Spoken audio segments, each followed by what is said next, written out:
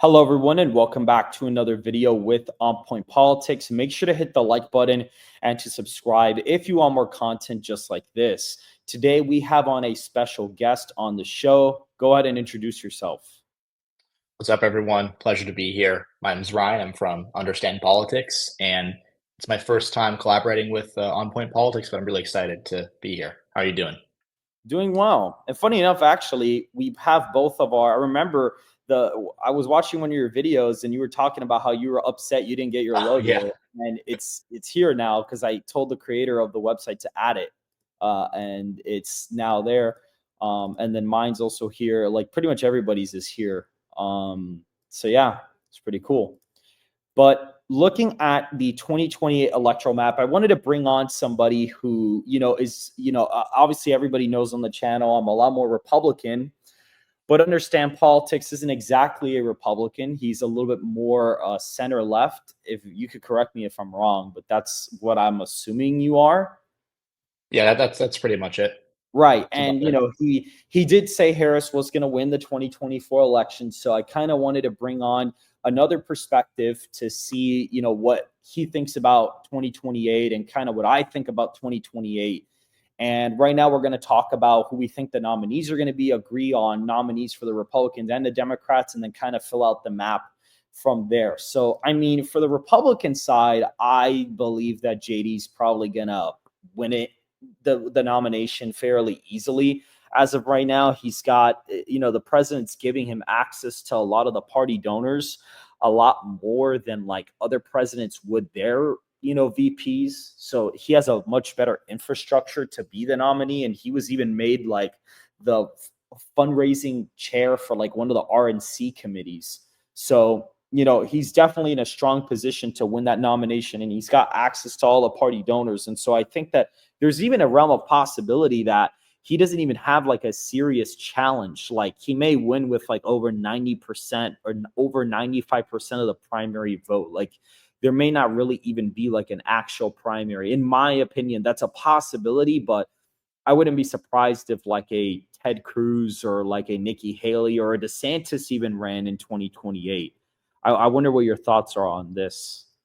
Yeah, overall, I definitely agree with your assessment. JD Vance to me is the very clear favorite to be the GOP nominee in 2028. And actually, um, I'm kind of with you in that there won't be like a real challenge. What I would expect is that maybe like a more moderate or like an anti-Trump Republican might run kind of like a symbolic campaign, be like, let's not be the Trump party anymore. They'll get like 7% of the vote, and it won't. I don't think they'll win a state, and I think JD Vance will almost certainly cruise to the nomination. So I'm with you here. I'm more interested to see um, how JD Vance does in the general, just because I think that this primary is so. I mean, unless he decides not to run, which would be shocking, but I think this primary is so very clearly in his hands, just due to all the advantages you were talking about earlier. Now, let's say, obviously we're going to go with JD Vance as the nominee, but let's say he didn't run. Who do you think would be the nominee? Because I have my own opinions about that. Um, that's an interesting one. I haven't thought a lot about that. I would argue that. Well, okay. So here's what I would say. There's basically two ways the Republicans can go. They can do because they're obviously not going to go back to like being like the more like neoconservative George W. Bush party. I don't think that path exists for anyone to win with the Republican electorate of the No. year 2028. I think you can go one of two ways. You can kind of go the DeSantis route, and maybe it's DeSantis or maybe it's someone else who didn't just lose the 2024 primary, which DeSantis did, and it was pretty embarrassing for him. Or you can go the Trump route. And if we're not putting JD Vance in that slot, you can go with someone like Vivek, who I actually thought ran a surprisingly decent campaign in the year 2023, bowed out in 2024, and immediately got behind Trump. Trump and I'd say Trump and Ramaswamy have been a bit more distant since Trump was elected president, but I think that whoever occupies the Trump lane in the 2028 primary, assuming if JD Vance doesn't run, would probably win the nomination, just because the electorate that Republicans have nowadays is so firmly in step with Trump ideologically. So I guess if you made me pick someone to be the GOP nominee, it would probably be someone like Vivek Ramaswamy. But to be honest with you, I haven't thought about it, so I'm interested to see who you think it would be if it wasn't JD Vance? I actually think it's probably going to end up if JD didn't run. I think Marco Rubio would get the nomination. I think him being the Secretary Interesting. of State is going to elevate him. I think he is the number 2 person in the Trump administration right now. So I think if JD decided to not run, I think Marco Rubio would actually get the nomination, and I think it would be really interesting because you'd get some of the MAGA people to come. I think actually a decent amount of them would back Rubio, but you'd also get like some of the older Republicans. He would probably get some of them back. I think it would be an interesting coalition because I think Virginia would actually be a lot closer with Marco on the top of the ticket. Like it would kind of be a swing state. Like if Marco won the popular vote by like 2 points, Virginia would actually be on the table for Rubio, and like New Jersey would. But like Wisconsin, I would kind of feel iffy with him being the nominee. And like Wisconsin, I think it would be kind of troublesome there. I think that in Georgia, I'd have some concerns about Rubio. Arizona, Nevada, I think either one of them, whether it's JD or Marco, I think the ticket is going to be JD Vance, Marco Rubio. And actually, I guess we could put the ticket together because I actually think Marco Rubio is going to be the VP pick for Vance, in my opinion. I don't know what your opinions are on this, but I think Vance picks Rubio. I mean, it's early, but like I think that would be a cohesive ticket. I think I could see it happening. Uh, I think something people don't consider VP picks is that a lot of it comes down to like a personality fit because like people like us, like we look at it from like the outside, be like, oh, this is a good ticket, right? Like in 2024, I said I think Kamala Harris should pick Josh Shapiro. She chose Tim Walz because, or in part because they meshed better together, and because Josh Shapiro was supposedly like not he didn't want to be the number 2 guy. So I think a ticket like Vance Rubio makes sense, and I think it's like a good bet to make this early. But I think VP selection is pretty unpredictable just in general, just because we don't know how JD Vance thinks of Marco Rubio or whether or not he'd want to do the campaign with him for 4 months. Right, of course. And then we look at the Democratic side, and it's a very divided primary. And this is the first time in a very long time where the Democrats really don't even have like a 35% front runner, except if you consider the fact that Harris runs again. And that's the Do you think thing. she's going to run? I am not really sure because there were reports saying she was going to decide to run for governor of California, but all the donors don't want to back her there. They're very unenthusiastic of her running for even governor of California. Like donors are not even backing her there. So that's why she hasn't really even made up her mind yet.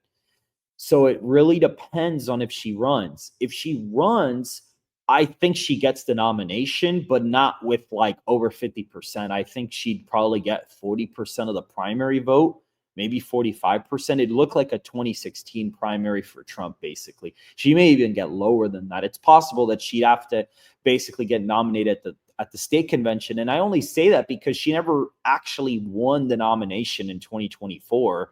And in 2020, she literally dropped out before Iowa. Like she didn't even make it to Iowa. So I just think based off of those historical, precedents and just the polling in general, I mean, she's actually losing ground recently to like Pete Buttigieg, Gavin, Tim Walz. Like she's losing ground to like all types of people. But I think if like she ran, I think she'd kind of coalesce the nomination. And I think she would have to pick Tim Walz again, just because it would kind of be like this comeback story. I feel like if she picks somebody else, I feel like it may look bad just because it wasn't like Tim Walz backstabbed her in the eyes of the base. Like it worked for Trump because in the eyes of the MAGA voters, Pence backstabbed Trump, so and that's like a very majority position in the Republican Party. So people didn't really mind him not picking Pence again. But I think if Kamala would have run and she didn't pick Walz, I think some people would kind of, not a lot of people, but there'd be a very small amount of the electorate. I think that would be enough to kind of switch the election around. I think she'd kind of people wouldn't really think that to be a good thing. So I feel like if she were to run and get the nomination, she'd get Walz. So what do you think we're going to run with? Are we going to say that she runs again, or we're going to say that she doesn't run again? Well, obviously, there's a lot of questions to ask because I think that this 2028 Democratic primary is like far and away the most confusing one that we've had in like I don't even know how long. I think it's crazier than 2020, and even that was Yep. a crazy primary. I would say so. I don't think Harris. I still think Harris is going to run for governor of California. I know people don't think it's going to happen. I'm sticking with my guns. I'm going to say she runs for governor of California. But say she runs for president, and I'm wrong. I think she'd win the nomination. I agree with your assessment that it would be like a narrow victory. I don't think she'd run away with it. But I do think it's kind of worth contextualizing, right? To me, the way that I view Kamala Harris is it's kind of a story of two politicians. There's the pre 2024 campaign Harris, and there's the post 2024 campaign Harris. I think the pre 2024 campaign Harris, who ran the 2020 campaign that was unsuccessful, where she dropped out even before Iowa, uh, would today not win the 2028 Democratic primary. What I do think is worth noting, though, is that Kamala Harris pivoted to the center in 2024 when she ran for president against Donald Trump. And though she didn't win, I think she did better than she would have done had she kept her positions that she'd taken in, say, 2019. I think as a result, she ran a better campaign. Now, the one place where I actually do disagree with you is the walls thing. I get the comeback story hype. It might be considered. I don't think that she'd want to run it back with Walls. And I say that mostly for two reasons. First, because there's kind of a loser stench, and that's part of why I think Harris wouldn't be the best nominee for Democrats in general in 2028. But secondly, I do think there's been kind of an underrated feud between Harris and Walls post 2024. And I'm not sure if you've kind of like, talked about this on your channel before, but what it seems to me uh, is kind of that Tim Walls wishes that he was given more space to talk during the election last year. He felt kind of muzzled from the way I view it. He felt like the campaign didn't give him the room to be himself and to go out and talk to voters the way he was used to talking to voters in like Minnesota. And I think for Right. Kamala Harris's part, she doesn't think that. So it's kind of like you know what I mean? Like I'm not sure that would be the best, just given what's happened after the election between the two because they lost. It's hard to lose. Right. I think to make the video more interesting, I think we're just going to go with she doesn't run because I think that's probably more likely given historical results. I think that her not running again would be more likely. And so at that point, I think that if you were to not run Harris, I think in a very brokered nomination process, you'd probably end up with Gavin Newsom winning it in a contested convention because Gavin would probably coalesce the black vote in the electorate enough to be able to carry South Carolina after losing Iowa and New Hampshire. And he would, well, technically South Carolina comes first, but I think he'd use the momentum from South Carolina and kind of carry it over nationwide. And I think I say this because he actually just made a stop for 2 days at South Carolina, and James Clyburn, who's very big in the state politics there, had a lot of nice things to say about him and then went and said more nice things when he wasn't even with them. So I think James Clyburn is really eyeing Gavin for 28, and I think Gavin has a lot of interest in it. And I think if he were to run for it, I think he would win the nomination in a contested convention against like a Josh Shapiro, against Tim Walz. Like, it doesn't matter who the field is. I think that he'd probably end up getting it. The only wild card that I could see running that I think would steal the nomination from Gavin if he were to run is actually Stephen A. Smith. And I know this is like a super hot take that people have. People don't think he's viable electorally. But I actually think if you were to run for the Democrats, I think the best nominee or one of the better picks would actually be Stephen A. Because I think Stephen A., in his own way, would be able to basically unify all parts of the Democrat coalition. And I think he'd actually I think he'd run a very good general election campaign. I don't know if he'd run a good primary campaign, but I think he'd run a very good general election campaign as a Democrat. And I think he'd actually give Vance a run for his money a lot. I don't know what I mean, yeah, I'm not a huge Stephen A. Smith. I just think in general, like Democrats, whether it's good for them or not, are going to be vehemently opposed to Trump's tariffs for the next 3 years because they have to oppose Trump's policy. And Stephen A. Smith, has kind of been like wishy washy on that. And I don't know. I don't think he's actually going to run, but like I just think Democrat like that Democratic electorate has a certain level of like we want our politicians to believe in this, and I just don't think Stephen A. Smith's progressive enough on some issues to win the base. But I think if Harris doesn't run, Gavin Newsom will be the nominee. Okay, so you do agree with that assessment. So, and who Yeah, do you think he'd pick for VP? I think that for VP, I would say he probably goes with Shapiro just because that was kind of like the person that they lost out on last time. Um, but who do you think would be the VP pick for Gavin if you had to pick somebody? I don't think it would be Shapiro because I think Democrats wouldn't want to like the last time Democrats had put two white men on the ticket, it was 2004. I think he'd probably pick someone like maybe Raphael Warnock. Um, Okay. just he's a good, he's just like I think this is even harder to pick because Gavin Newsom to me is very, very. I think I don't want to say self-interested because that's kind of negative, but I think he's very, very interested in like himself being kind of like the star of the show, and I think Shapiro is also that way. So I think he picks someone Right. who'd be more willing to play kind of like the sidekick role, if anything. Okay, so then we have our tickets. So Vance and Rubio versus Gavin and Raphael Warnock. And so, I mean, for the safe Republican states, and what are we going to do for the margins? Are we going to do like plus 12 is safe and 6 to 12 is likely, and then 2 to 6 is lean, and then 0 to 2 is tilt? I will do it however you do. It's I'll say it's your home court, it's your channel, so we'll Right. keep it with Yeah. your All margins. right, cool. So I think for the safe Republican states, at least like the ones that I think for sure would be over 12 without your input, that I think you would agree with would be Utah, Idaho, Wyoming, the Dakotas, Oklahoma, Arkansas, Louisiana, Mississippi, Alabama, Missouri, Kentucky, West Virginia, Tennessee, Indiana, and South Carolina. I think those for sure Yeah. would all be over 12. Now, the thing is, where do you think the national popular vote for this election would be? I think Vance beats Gavin in the national popular vote probably by, I would say, 2 points. I think Vance would do a little bit better than Trump in the national popular vote. I think he gets maybe 78 million and Gavin gets like 76, or Vance gets 79. I think they both gain a little bit of votes from their last candidates. There'd be a lot of switching around. So like a bunch of people would switch their votes. There'd be new voters, but like it would be a very small net increase in votes from the last election. So what do you think the national popular vote for that election would be? I think he beats Gavin by 2. Yeah, I mean, it's hard to predict because, like, first of all, a lot of it's dependent on like how popular Trump is in 2028, right? Like, obviously, there's a lot of factors we don't know right now, but I think just in general, um, I kind of disagree because I think Trump in 2024 was uniquely good with the popular vote. He got really good turnout in states like, in big red states like Florida, Tennessee, Texas, right? Like those states where he was able to kind of make up ground just by doing so well with rural voters, even though he didn't need, like, Trump didn't need to do super well in rural area to win Florida because he was already going to win it, but it helped him to popular vote.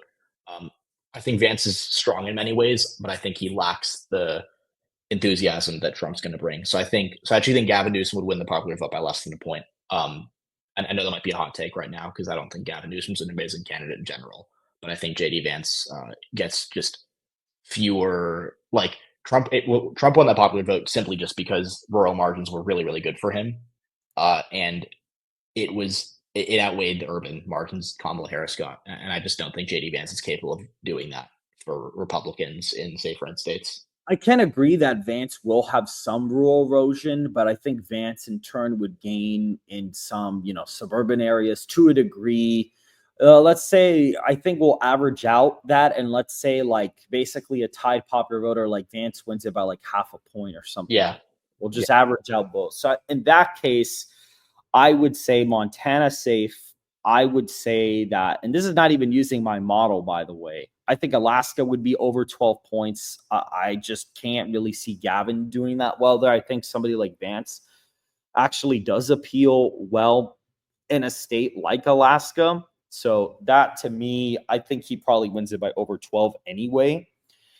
And then like it's very iffy. I think that Vance against Gavin, I think he wins Florida and Texas by over 12 points. I don't know if you agree with that assessment.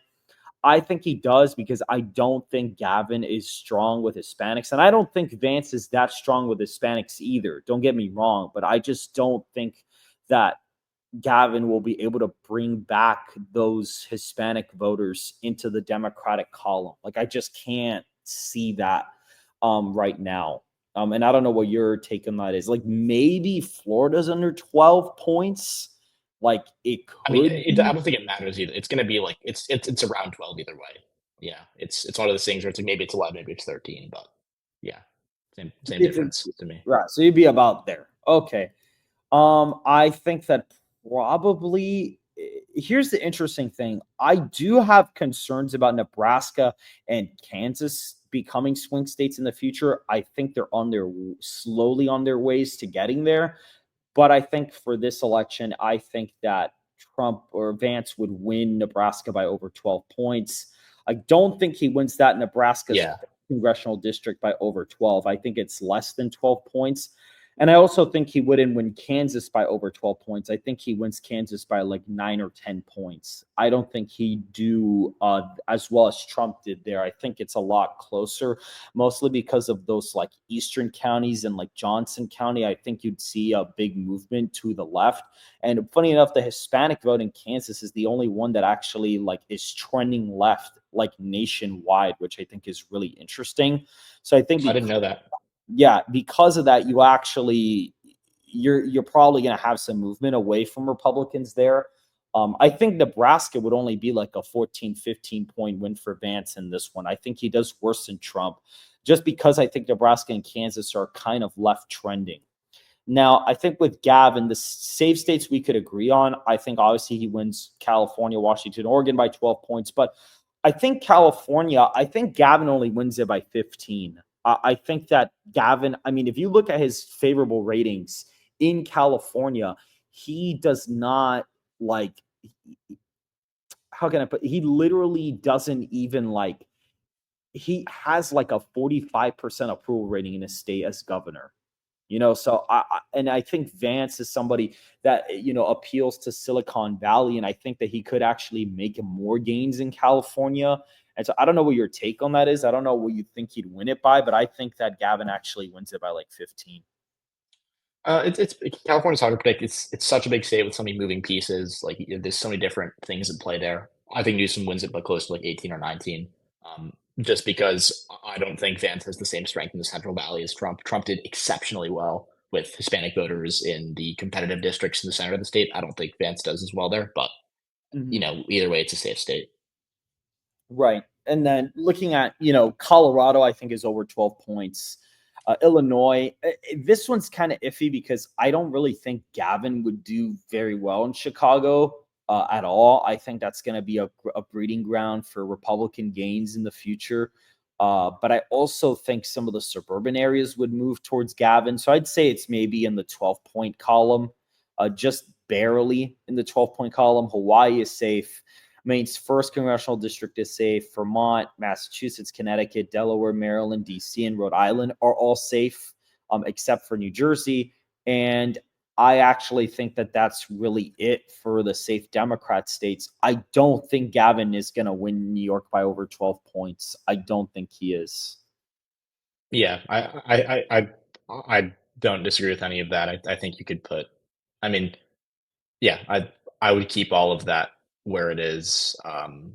The only thing I'd note is that Illinois, like you said, might. I think Illinois is probably close to like a 10-point margin, but it doesn't really matter. I mean, for the sake of this, since New York is not going to be safe, I guess we could put Illinois under 12 points because they're somewhat similar demographically. So I guess we could probably just put Illinois there.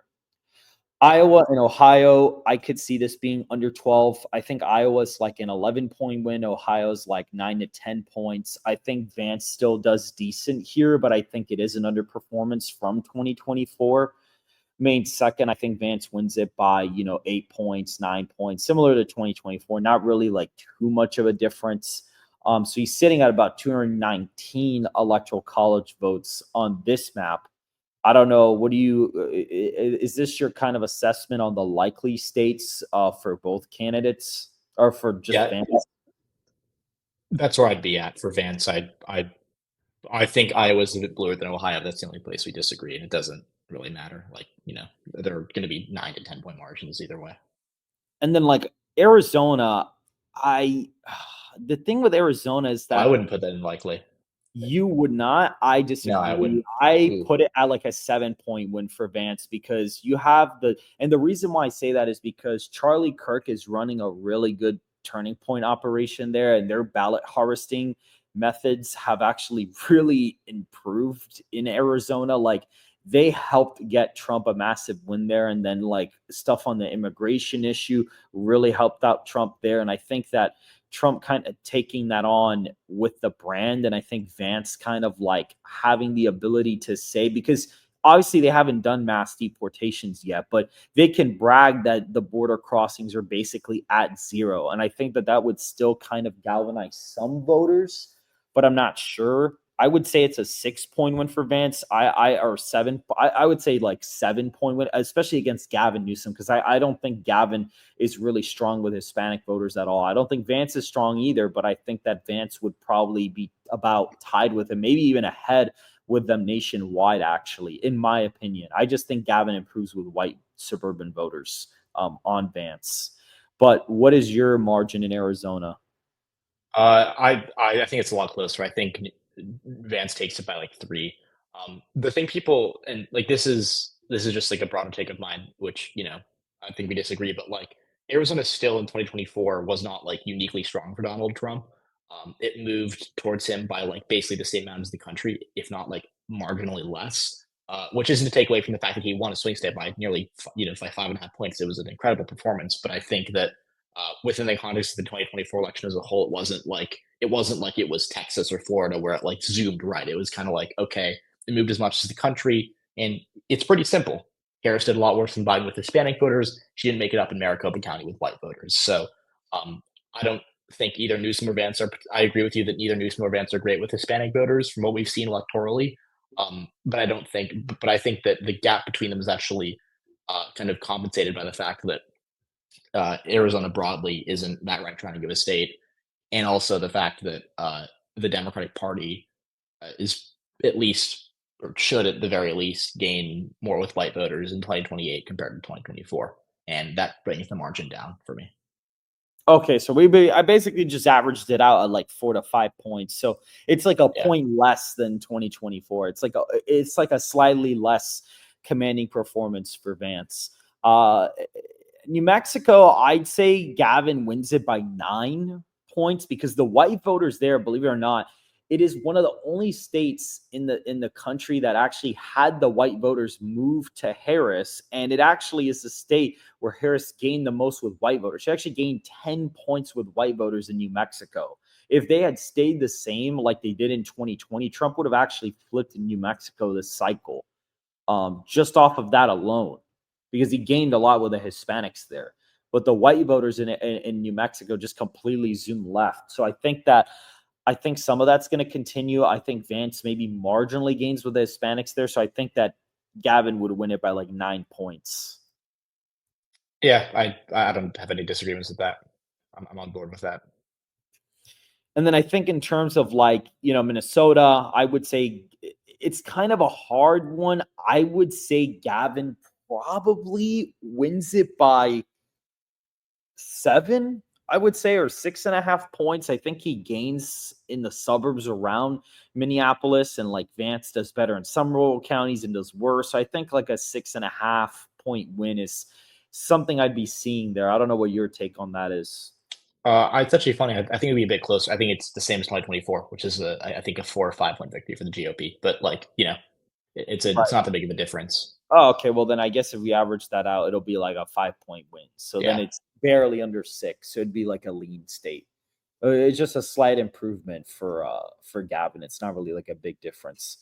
New York, I only think that Gavin only wins it by 9. I think that yes, he gains in some suburban areas in the state, but I think the New York City areas are going to continue moving right. And I think somebody like Vance there actually could do particularly well in some places in New York City. So I actually think that that's actually going to continue moving left or right, excuse me. Yeah. Yeah, I think Democrats absolutely have a big problem in New York City. They're bleeding a ton with, and it's mostly with the same voters. They're bleeding with everywhere. They're losing support among voters who don't have college degrees, voters of Hispanic origin, and turnout hasn't been great for them in areas like the Bronx, which is predominantly black and is one of the bluest parts of the city. Um, but I don't think I think it's probably 9 or 10, just because Democrats have so much to lose in New York City. And then in Virginia, I would actually say Virginia is probably going to be closer to like 9 to 10 points for Gavin. I Yeah. think that, yeah, it's really not going to be close in that election. I think that Trump did very well in some of like certain areas there, but I think that Gavin, especially with like the federal worker layoffs, I actually think it's going to hurt Republicans there. And I think you're probably going to see Gavin win it by like 9 to 10 points. It's going to be a pretty big win for Gavin there, actually. Yeah, those are my thoughts exactly. We're fully in agreement on that. Yeah. And then I think Maine is probably gonna. It's actually interesting because I actually think maybe somebody like Gavin doesn't do as well in Maine as somebody like Harris did. But then again, I didn't think Harris would do that well in Maine, and she actually did quite well. So maybe it's probably like a 7 to 8 point win for her or for him. I think it's a similar margin to 24. I don't really think it ships that much Yeah, away. I think it's basically the same. Yeah, it's like about the same margin. Nebraska's second congressional district, I actually think he wins that one by like 7 points or 8 points. I think he does actually way better than Harris there. Um, yeah, to me, it's more of a trends thing, but yeah, I could see that just because Trump held up. Trump actually did quite well there, honestly, at least according to my prediction. Like he did a lot better than I thought he was going to do. But trends wise, yeah, Democrats are going to be fine there long term. Right. And then just kind of looking at the rest of the states, New Hampshire, I'd say Gavin wins it by like 4 to 5. I think somebody like Gavin does not do well in New Hampshire, but usually the state swings away from the incumbent party. So I would say Gavin wins it by 4 to 5. What are your thoughts? Yeah, New Hampshire's been weird. It's interesting state politically, but I think the one thing that I would add to that conversation, I agree he wins it by like yeah 4 or 5 is probably where I'd put it too. The one thing I'd add is that New Hampshire really wasn't that good for Harris in the broad context in 2024 because it is a white state that's very educated. And those are two demographics Harris held up quite well with, right? Like she lost with Hispanic voters, for example. She lost with voters without college degrees, but she held up well nationwide with voters who were white, especially those who had college degrees. New Hampshire and some parts of New England were an exception to that. So I think it's interesting because Democrats might be actually losing in New Hampshire, and that could be a concern for them in 2026. But until we learn more, I'm keeping it in the Democratic column. Right. And then I would say North Carolina. I actually think Vance wins it by 4 points. I think that the voter registration trends are showing that. It, yes, of course, some of the areas will shift left, but I think that Vance will probably continue some of the gains Trump was making the eastern side of the state. And I think somebody like Vance and Rubio are more palatable to North Carolina than somebody like Gavin is, in my opinion. I think Raphael Warnock would help with some black communities there, but I think Vance would make some pretty decent gains, especially in like the western part of the counties, because I think a lot of the western like stagnation there actually had a lot to do with like the hurricane. It's definitely possible that actually heavily affected some of the voting performance there. So I actually think get advanced will probably win it by like maybe like half a point more than 2024. It's like barely a difference, but I wonder what your thoughts are in that one. Yeah, I definitely think Vance would win it, or at least be favored to win it against Newsom, just because Democrats have kind of a tough list in North Carolina. Their coalition there is basically they have to get good black turnout and do well in the suburbs, and they haven't done that in any statewide federal election since 2008. And even then, they didn't do all that well in the suburbs. They just did well because back then they were holding up in the rural areas. That's a completely different political era. But I don't think Gavin Newsom would do all that great. Democrats have been having a lot, and they had it in 2024 too. They have had a lot of problems recently with black turnout. I don't think Gavin Newsom is the answer to that based on what we've seen in California with his performances electorally there. I don't think JD Vance is a great candidate for the suburbs in North Carolina either, which is worth putting out there. So I think he'd win it by a bit less. I think he'd win it by like 2 instead of 4. But to me, to win North Carolina, Democrats have to have like a really good cohesive candidate, and I don't think Gavin Newsom does that. So I default to JD Vance carrying the state. Right. And I think in Georgia, obviously the suburban areas in Atlanta are trending pretty left.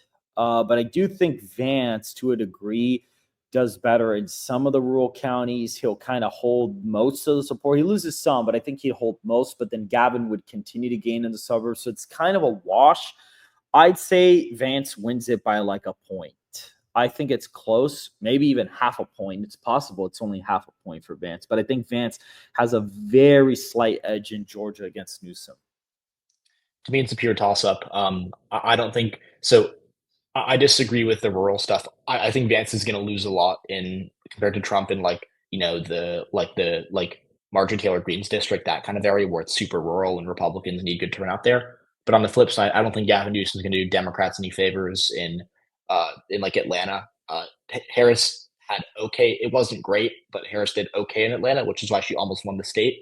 I don't think Newsom does that. So I think both candidates actually aren't really that great of a fit for Georgia. But I'd probably it's a pure toss, but I think I'd maybe very narrowly give JD Vance the edge. But also, Georgia's a left-trending state. It moved left of the country in 2024, and it's possible Democrats have good 2026, and we have to rethink it. So I'm definitely open to that being a blue state. Right. And then looking at Nevada, I think again, Trump made a lot of gains in the state, and the Harry Reid machine is no longer there. Voter registrations looked really good for Republicans now. They actually flipped the active voter registration in Nevada. So I would say just based off of that alone, I would say Nevada also narrowly goes to Vance, especially since it's Gavin. I think if Josh Shapiro was the candidate, I think Shapiro would be winning Nevada right now, very narrowly. I think he would, or almost anybody. But I think Gavin, just again, he isn't great with Hispanics. Vance isn't great with them either. But I think that Gavin is worse with Hispanics than even Harris would be, to be honest with you. So I think that kind of washes out just enough to where Vance wins it by like half a point or like a point. I think it's more. I think he wins it by 3 or 4, to be honest with you. I'm firmly of the opinion, and I'm open to being wrong. I've been wrong with things before, certainly. But I'm of the opinion that Nevada is on its way to becoming a red state. It's not super college educated as a state as a whole. It's obviously very diverse. And, I don't think JD Vance is the best candidate ever with Hispanic voters, but just in general, Hispanic voters have been trending right for, 6 to 8 years now. So I think that'll make it pretty easy for him to hold on in Nevada. Oh, okay, interesting. So I'll probably put it at like 2 then. Yeah. And then we have the last 2 states and New Jersey. Now, New Jersey, I think Vance probably loses it by 3 points against Gavin. I don't think Gavin would help Democrats in New Jersey. I think the gubernatorial race this year is going to be really tight. I think that race will be super close this year. I think it's pretty much down to the wire. Both parties, both their bases are super energized and increase in turnout from like last year. You might be looking at more actually like a little bit below like presidential turnout in the gubernatorial race this year, which is like crazy to even think about. You may get like 75-60% turnout in the state compared to a presidential election.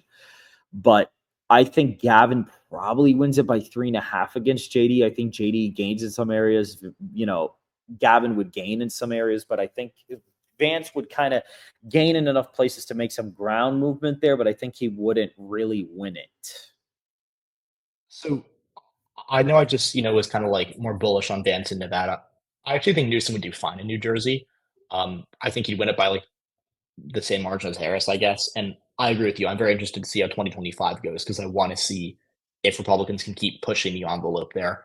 But I think Trump was uniquely suited to do well in New Jersey, just because he was able to. First of all, Democratic turnout in Newark and in the deep blue counties was terrible in 2024. I think part of that was just because there was no campaign there, right? Like Democrats suffered turnout losses basically everywhere in the country last year, but it was really bad for them in deep blue states like California, New York, and New Jersey.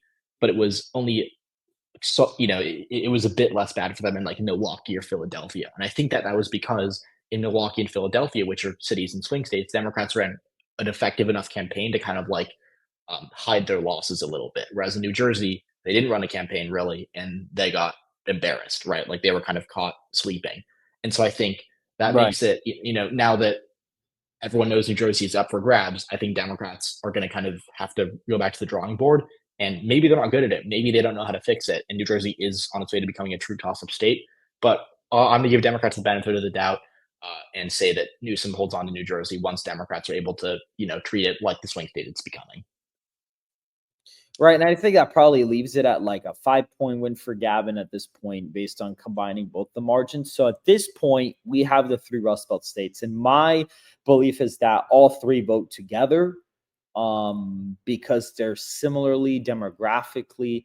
I think they all vote together. It's possible one of them breaks off this cycle. I think that if one of them were to break off, I think Wisconsin would be the one to break off. But I don't even think Gavin Newsom is strong enough in Wisconsin, Michigan, or Pennsylvania. I think JD probably wins Pennsylvania and Michigan, but Wisconsin is like a complete toss up. I could say Gavin wins it by a couple thousand votes.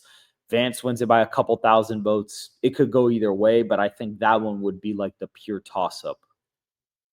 Yeah, I was gonna actually say that. I was gonna say I think of these 3 states, it's weird because I wouldn't have said this a year ago, but I think actually Michigan is probably the easiest lift for Republicans, just because, Right. like, thinking about this matchup, Vance versus Newsom, I think Vance, just in general, Vance is gonna do worse than Trump in the rural areas. He's gonna get a bit lower turnout.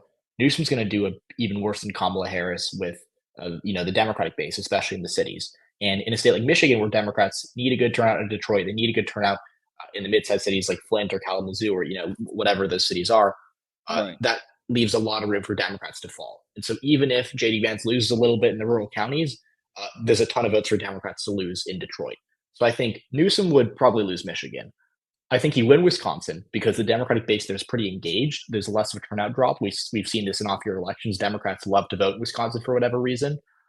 It's kind of worked out well for them in off-year elections. And despite the fact that Kamala Harris had a pretty bad 2024 just nationwide, she lost. She was the first, like she lost popular vote as a Democrat for the first time in 20 years. She nearly won Wisconsin despite all of that. And just given that I don't trust JD Vance to get the same level of turnout as Trump did in rural Wisconsin, I think he'd win it. To me, Pennsylvania is a pure toss-up. I'd give it to Vance just because Trump won it by over a full point. But to me, that's the closest state, if I'm being honest with you. But it doesn't matter because even if you give Gavin Newsom Pennsylvania, as you can see, he's still going to lose the election here. But that's Do just you my think prediction. Pennsylvania would go to Gavin? I think it's a pure toss-up. I mean, do you want me to make the case for it? I mean, who do you think, if you had to pick somebody, who do you think would win it? I think Vance just wins it, just kind of because I feel like Vance wouldn't win the Rust Belt with only one state. Like, I don't think Vance would be the one to win an election with one state. You know what I'm saying? I feel like he'd have to at least win two out of the three because of like the coalition. I think he wins Pennsylvania by like a point. Yeah, it's all very close. Just in general, these states are very close to each other, so you could definitely make the case for that. I don't know. I'm kind of torn. I'll tell you why. Vance is, I think, a little weak in the Philadelphia suburbs. Trump did, to me, shockingly well in Philadelphia suburbs last year, which helped him win the state by as much as he did. Um, so like Vance could lose a little bit in the Philly suburbs, but as long as he holds up like okay in the rural areas, he should be fine. But also the problem that Gavin Newsom has is that Philadelphia seems to be a ticking time bomb for Democrats. It trended. By the way, Kamala Harris didn't do all that well. Like as I'm sure you know, Kamala Harris didn't do all that well there in 2024. But in 2020 as well, right? Like Joe Biden lost ground from Hillary Clinton. So Right. there are some really concerning trends for Democrats in downtown, in the county of Philadelphia itself. To Right. me, you know what I'm saying. I think there's a lot of factors at play. I guess I'd maybe narrowly give Vance the edge, but it's a 50. I'm very torn on that. All right, and that basically ends off with us being at a JD Vance 302 map to Gavin Newsom's 236 map, with the only flip being the state of Wisconsin flipping to the Democratic Party, presumably because their turnout in Milwaukee and the Wow counties would probably end up pushing Gavin narrowly over the edge. And I think Vance would do better in like northern Wisconsin, but I think in like central Wisconsin, he'd kind of have like an iffy performance. And I think the Wow counties wouldn't really be great for Vance. So that kind of pushes, this envelope of Gavin like narrowly winning Wisconsin by like 2,000 to 3,000 votes. I think it'd be really tight. It'd be like a 0.05 percentage point win for Gavin. I think it'd be really close. That would be something. I mean, I don't know. It's definitely possible. It's a small state. It's small. It's a lot smaller than like Michigan or Pennsylvania. So that could come. That could be a couple thousand votes could decide that. Right. And so that's it, guys. That is the map. If you guys did enjoy this analysis, please make sure to hit the like button and to subscribe if you want more content just like this. And I will see you guys in the next video. And make sure to go ahead and check out Understand Politics in the description down below. Thanks so much for having me on. I had a good time, and it's good to talk about this stuff ahead of time. So I really appreciate the feature.